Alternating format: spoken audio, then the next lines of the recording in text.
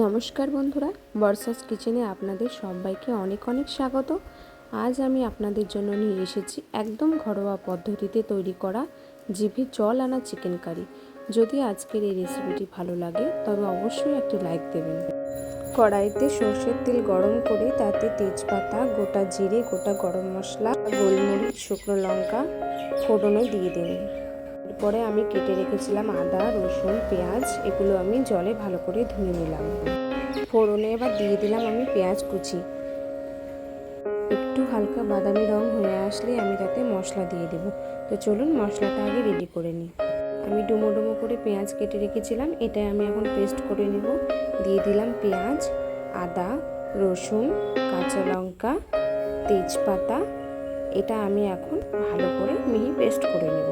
রান্নার আসল স্বাদ এনে দেয় এই মশলা, তাই যতটা পারবেন মিহি পেস্ট করে রান্না করার চেষ্টা করবেন, সেটা মিক্সিতে হোক বা শিলে।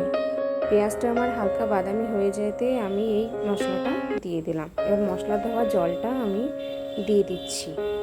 ভালো করে কষিয়ে কষিয়ে কষিয়ে আমি এতে এবার দিয়ে দেবো জিরে গুঁড়ো, ধনে গুঁড়ো, হলুদ গুঁড়ো। এবার এগুলো ভালো করে মিশিয়ে নেব। ও হ্যাঁ, লবণ। সমস্ত মশলা আমার কিন্তু এবার অলরেডি দেওয়া হয়ে গেছে। আমি এবার ভালো করে এটা কষিয়ে নিচ্ছি। এবার আমি এতে দেবো কাশ্মীরি লঙ্কা গুঁড়ো।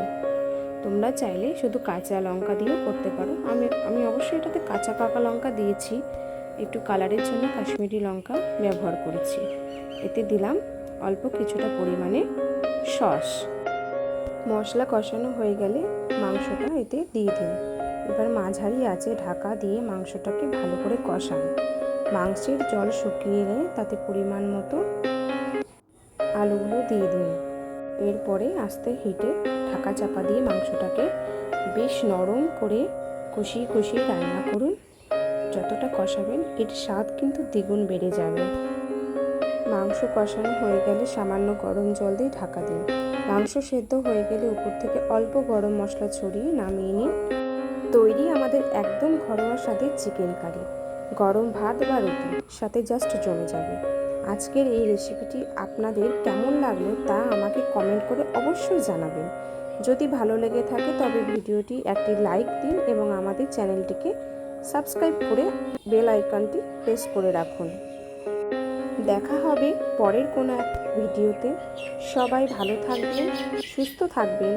ধন্যবাদ।